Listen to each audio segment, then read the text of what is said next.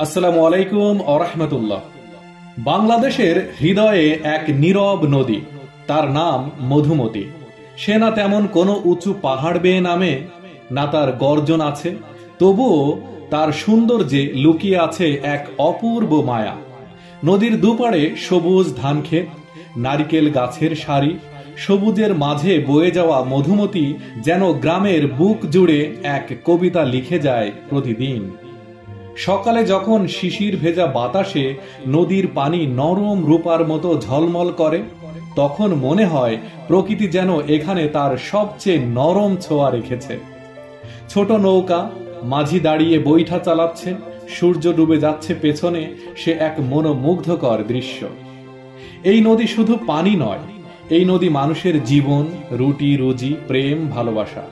এই নদীর বুকে শত শত বছরের ইতিহাস, আকাশের ছায়া আর জীবনের গল্প মিশে আছে। বাচ্চারা নদীতে ঝাঁপ দিচ্ছে, মহিলারা ঘাটে বসে কাপড় ধুচ্ছে।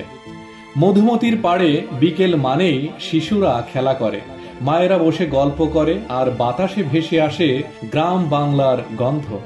এ যেন এক জীবন্ত চিত্রকর্ম, যেটা প্রতিদিন নিজে নিজেই আঁকা হয়। আজ যখন শহর ছুটে চলে যান্ত্রিক জীবনের পেছনে, মধুমতি তখনও ধীরে শান্তভাবে আপন গতিতে বয়ে চলে। তার সৌন্দর্য এখনো অপেক্ষা করে সেই চোখের জন্য, যে চোখ প্রকৃতিকে ভালোবাসে। পৃথিবীর সব নদী একদিকে বইছে, যদি বলি বাংলাদেশের এমন একটি নদী আছে যা বর্ষাকালে উল্টো দিকে বইতে শুরু করে, হ্যাঁ, এই নদীর নামই মধুমতি। দক্ষিণ পশ্চিম বাংলাদেশের গোপালগঞ্জ, নড়াইল, বাগেরহাট জেলার বুক চিরে বয়ে চলা একটি প্রাকৃতিক বিস্ময়। বর্ষাকালে পদ্মা নদীতে পানির পরিমাণ এত বেড়ে যায় যে সেই চাপে মধুমতির স্বাভাবিক গতি পাল্টে যায়, পানি বইতে থাকে উল্টো দিকে। স্থানীয়রা বলেন, বর্ষার সময় নদীর জল এমন ভাবে উথাল পাথাল হয় যে নৌকা চালাতেও অনেক কষ্ট হয়। বর্ষায় মাঝিদের চলাচল অনেক কঠিন হয়ে যায়, কারণ স্রোতের গতি উল্টো হয়। এই রহস্যময় বৈশিষ্ট্য মধুমতি নদীকে করেছে বাংলাদেশের অন্যতম বিস্ময়। জানতেন কি আপনি এমন তথ্য এর আগে?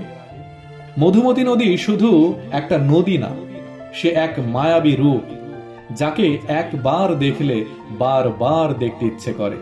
এটাই বাংলাদেশের সৌন্দর্য, এটাই আমাদের মধুমতি।